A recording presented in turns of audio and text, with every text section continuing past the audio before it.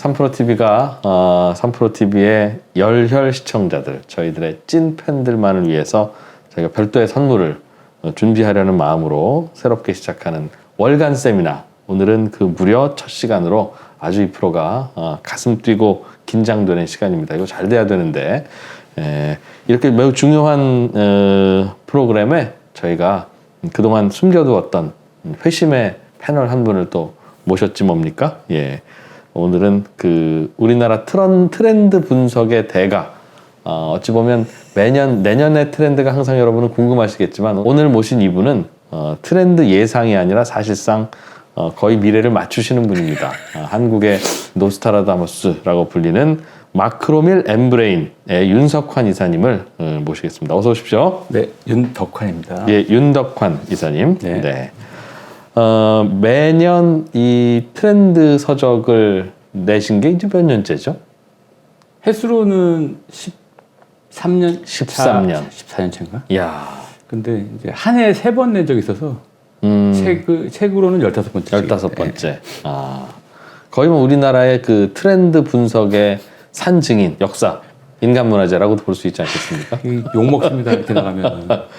요즘만 해도 뭐 연말에 2023년 무슨 트렌드라는 책이 거의 뭐 10여 종 넘게 쏟아집니다만 예전에는 거의 뭐 엠브레인에서 만든 이 트렌드 서적이 독보적이었죠? 아니요. 그게 그런 건 아니고 그냥 독보적인 걸로 가면 안 되겠습니까? 아니, 안 돼요.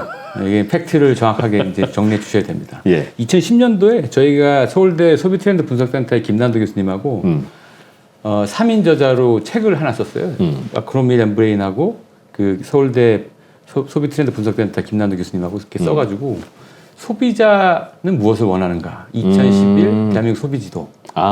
이 책이 엄청 잘 팔리고 예. 바로 헤어졌죠. 그러니까 지금도 김난도 교수님도 이 트렌드 분석의 대가가 되셨는데 그렇죠. 9년, 10년부터 쭉 해가지고 거기도 엄청 오래 냈죠. 근데 저희도 이듬해 한번 무리해서 3번 내보고 이거 안 되겠는데 그래서 한 권씩 내기로 쫙 하다가 해서 이제, 출판사가 계속 바뀌고 컨셉이 조금씩 바뀌면서 명맥은 지속해 왔는데 네. 아무래도 이제 저희는 데이터 중심으로만 하다 보니까 조금 시성이나 이런 건 있지만 전망성 같은 건 좀 떨어진다. 예. 이런 얘기들을 듣고 있죠. 노스트라다무스 겸손하신. 아닙니다. 네. 그러니까 요즘 트렌드 서적으로 한참 몸값을 올리고 계시는 김난도 교수님과 예전에는 같이 일했다. 네네. 잘 지내시죠, 교수님? 네. 난도 형하고 네. 메일도 제가 잘 가지고 있습니다. 밥도 먹고 사우나도 가고 임마. 사우나 다 했어. 10년 넘게 트렌드 분석을 하고 계신데 저는 오히려 좀 다른 질문부터 드리고 싶습니다. 이거 왜 해야 됩니까? 트렌드요? 네. 그럼 뭐 그냥 가보면 다 알 수 있는 거 아닙니까? 그렇죠. 사실은 지나고 적응하는 게 더 빠를 수도 있죠. 네. 근데 뭐 그렇긴 한데 트렌드 정보를 아는 거는 불안감을 낮추는 데 좀 유용합니다. 불안감을 낮춘다? 네. 기본적으로 인간이 불안함으로 탄생한 존재죠. 뇌의 발달도 이거 더듬어 보면은 미래에 무슨 일이 날지 모른다는 불안감 때문에 뇌가 발달하기 시작했잖아요. 원시 뇌를 찾아보면은 유아들 발달도 여기 이렇게 변연계가 있고 그 위에 쌓는 고등사고를 하는 이렇게 전두엽부터 해가지고 뇌가 있잖아요. 이 변연계부터 시작했는데 원시 뇌의 가장 기본적인 출발이 이 불안을 피하는 방법을 찾기 위해서 발달을 한 거거든요. 근데 저기 얼핏하게 나오는 저것이 나를 해칠 거냐 아니면 내 먹이가 될 거냐 이 판단을 하기 위해서 뇌가 이제 고등사고를 하기 시작하는 거랑 똑같이 사람은 미래를 불안하게 돼 있어요. 그렇겠죠. 게다가 이제 한국 사람들이 그 불안감이 더 큽니다. 기본적으로. 저희가 2013년부터 매년 한 10,000명씩 정도를 조사를 해가지고 그 감정들을 조사해야 하는데 반복해가지고 이게 돌아오는 감정이 근심 걱정이었어요. 기본적으로 걱정, 근심이 많은 민족이에요. 예. 어쨌든 저희가 그거는 그냥 한 건 아니고 그 1987년도에 그 서울대 성격 심리 연구실에 나온 한국어의 감정 키워드가 있었어요. 87개. 네. 근데 저희가 자세히 봤을 때 86개더라고요. 그거를 반복 측정해가지고 자주 경험하는 감정 30개를 모아서 긍정, 중립, 부정 해가지고 매년 2013년부터 측정을 했는데 단골 1등이 근심 걱정이에요. 기본적으로 장착돼 있군요. 네, 장착돼 있고 글루미가 아주. 그게 한국 사람들의 불안감이 더 크다는 게 트렌드 서적의 시장이 형성돼 있던 유일한 국가입니다. 아, 매년 트렌드 책이라고 해가지고 10월 달부터 12월까지 이렇게 수십 종이 나오는 그런 나라는 단행본 없어요? 시장은 전 세계에 없어요. 아, 잘 아시겠지만 미국이나 이제 서구 유럽의 그게 불안해서 사는 거구나. 연구소나 이런 데는 이제 뭐 가트너나 이런 데서 기술이나 어떤 쪽에 이런 식의 흐름이 있을 거다라는 트렌드 정도의 네. 리포트는 발행이 돼도 단행본 시장이 이렇게 다양하게 있는 시장은 없어요. 내가 적응해야 되고 네. 변화에 따라가야 된다는 강박 때문에. 당장 내년에 뭐가 있을까가 그렇게 궁금하고 불안한 거죠. 그걸 안다고 도움이 될지는 모르겠지만 예. 어쨌든 불안감을 낮추는 데는 도움이 될 것 같습니다. 그게 이 책 내지 트렌드 분석을 이끌어가는 힘인 것 같긴 한데 또 다른 이유는 없어요? 그 다음에는 이제 기업 쪽에서 니즈도 굉장히 강하게 있고 자체적으로 시장을 만드는 듯한 음모론도 있고 트렌드로 네, 겁주는 거 아니냐 네, 말도 안 그런 되는 것도 얘기로 있어요, 실제로 그런 얘기들도 있고 그것도 어느 정도 인정하셔야 됩니다. 네. 그런 것도 뭐 그리고 근데 이제 트렌드 정보가 주는 것들이 이제 좀 점점 더 고도화되고 있어서 이게 예. 단행본 출판 시장이 견고하게 등장한 지도 이제 10년이 넘었기 때문에 김난도 교수님이 이제 초기에 출발하셨고 10년이 넘었기 때문에 어떤 정보로 사람들이 트렌드로 삼느냐, 어떤 걸 근거로 트렌드라고 얘기하느냐, 예. 그 근거 자료가 다들 다르기 때문에 사실 그 근거 자료로 판단하는 독자분들 층이 생기기 시작했죠. 네. 예를 들어 여기는 만드는 것 같은데 이런 느낌의 독자분들이 예리한 눈도 있고 예를 들면 이런 것도 있어요. 이제 몇 가지로 나눠보면 데이터나 현재 데이터에서 많이 뜨고 있는 거 실제 데이터, 빅데이터나 뭐 리서치 데이터 같은 것들을 분석해갖고 네. 내년이 어떻게 될 거라 얘기하는 데도 있고 뉴스성이 강한 이슈들을 분석해갖고 사건이나 이런 걸 분석해갖고 내년이 어떻게 될 거다 이렇게 하는 데 있는데 이 두 가지를 잘 결합하시면 좋은 트렌드 리딩 할 수 있는 정보가 종합이 될 수 있는데 앞에 이 기사성이나 뉴스성이 있거나 해외 사례를 주로 분석하거나 이렇게 해서 어떻게 트렌드가 될 거다. 이 시장은 정말 이게 대중시장을 갈 건지는 잘 몰라요. 그건 따로 조사를 해보거나 이렇게 해야 돼요. 네. 왜냐하면 예를 들어서 그 드라이브스루 장례식장이 있다는 얘기 들어보셨어요? 네? 드라이브스루 장례식장. 드라이브스루 장례식장. 네. 차를 몰고 가서 이렇게 조문도 차 안에서 하고 차 안에서 하고 이렇게 끝나는. 부조금도 내고 그냥 싹 나가는 진짜 그런 게 그게 이제 있어요? 뜰 거다라고 해가지고 몇 년 전에 트렌드책에 나왔어요. 없거든요, 그런 시장. 네. 일본에 실제 있었던 사례예요. 근데 이제 일본에서는 그런 트렌드가 있을 거라고 예상했다. 잠깐 있었는데 그거 일본에서 지금 유행하지는 않습니다. 당연하지. 근데 이제 그런 이색적인 사례는 뉴스성도 있고 재미는 있는데 이게 대중적으로 정말 시장을 일 거냐 이걸 한번 생각해봐야 될 이슈고 따로 조사를 해봐야 되고 반면에 이제 한 50% 정도 사람들이 이제 어떻게 될 거다 다 줄일 거야. 네. 이거 트렌드거든요. 명확하게 올 미래를 거의 맞추는 예상인데 이거는 사람들이 다 알고 있잖아요. 이미 내 마음도 그러니까. 네, 뉴스성이 없으니까 좀 재미가 없는 거죠. 그런데 저는 이 트렌드에 대해서 알아봐야 되는 이유가 내년을 예상해서 뭘 투자에 성공하기 위해서라기보다는 그것도 도움이 되겠으나 사람들의 마음이 감정이 어떻게 바뀌고 있느냐.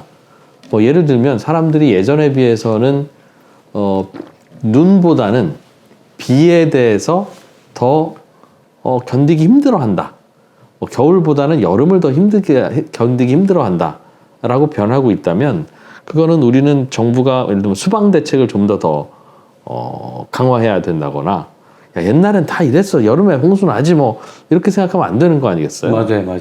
그래서 사람들의 마음이 어떻게 변하고 있는지 그거는 그냥 고객이 짜다면 짜다라는 그 식당의 표어처럼 굉장히 민감하게 그건 조사를 해야 뭐 대국민 서비스도 할 수 있고 정책도 할 수 있고 그런 게 아닌가 싶어요. 그게 저희가 좀 재밌게 분석한 사례 중에 하나가 매년 한 감정을 측정한다 그랬잖아요. 감정, 사람들의 감정. 그게 이제 최상의 감정은 근심급장이나 불안 이쪽이 지배를 했는데 아주 흥미로운 감정이 확 튀어오른 적이 있어요. 근데 감정은 뭐냐면 그런 거예요.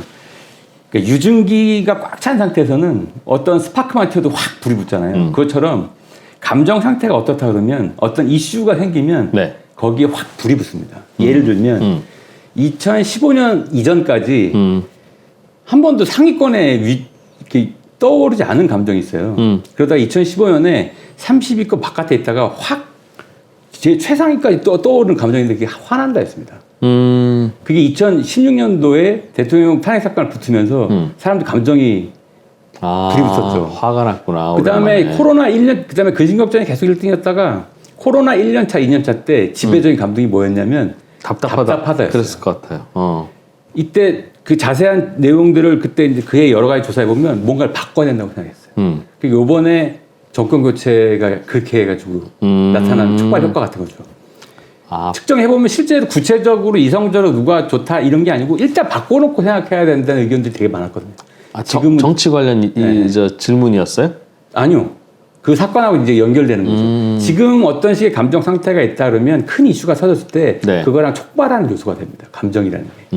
그다음에 올해 되게 재밌게 등장하는 눈에 띌 만한 감정이 재밌다는 감정이었어요. 내년에 우울하잖아요. 2023년은 불안하죠. 전문가들 다 불황이다 그러고 다 준비해야 된다 그러고 뭐 역대급 불황이 올 거다 막 하는데 막 근데 원래 재밌다는 감정이 20위권에서 왔다 갔다 하는 낮은 감정이었는데 이게 확 뛰었습니다. 10위권 안에 처음 들어왔어요. 왜 그랬을까요? 이거 잘 찾아보시면 아시겠지만 돈을 아끼거나 이러면서도 사람들이 이걸 지속 가능하게 하기 위해서 의미나 재미 요소를 붙이고 있어요. 절약은 필수인데 소소하게 뭘 아끼고 그런 성취나 이런 것들을 의미하고 재미를 붙여놓고 생각합니다. 예를 들면 하루에 돈 한 푼도 안 쓰고 하루 견디기. 그거를 그냥 그대로만 보내면 괴로우니까 그걸 공유하고 야, 넌 얼마 아꼈니? 야, 내일은 내가 또 해볼까? 이러면서 서로 그 자체가 재미인. 재미 요소를 찾고 있죠. 진짜 철없다. 아니 50대 꼰대 많이 드신데. 절약도 재미다. 그렇죠. 슬프지 않다는 뜻이에요, 그러니까? 슬프지 않다는 게일 수도 있고 네. 그렇게 해야만 지속 가능하게 됩니다. 나도 돈 몇 푼 안 남은 내 주머니는 마음 아픈데 네. 여기 그렇다고 2003년도에 그 만원의 행복에서 아니 행복 주식회사에서 만원의 행복 그래서 엄청 만원으로 일주일 살잖아요. 네. 연예인들이 나와서 그 굉장히 빡빡하게 이제 생활을 하는데 그때 그걸 보면서 실제로 그때 370만이 넘는 그 신용불량자가 나오던 내수 시간이 엄청 불안기였는데 돈을 아껴야 되는데 이 아끼는 모습을 보여주기 싫었다가 그 프로그램을 보면서 사람들이 이제 대리만족하는 현상과 비슷한 거죠. 2023년도 그럴 것이다. 아끼는데 이거를 챌린지에서 드러내잖아요. 예전에 그 예를 들면 제가 젊을 때 뭐 같은 세대니까 네. 그때는 그런 거 없었잖아요. 그러니까 예를 들면 돈이 없으면 그냥 눈물이 나죠. 그렇죠. 근데 왜 요즘은 돈이 없는데 재미를 추구할까요? 실제로 그런 절박감이 없다. 뭐 이러다 돈이 아빠한테 달래는 거지 뭐 이렇게 생각하는 건가요?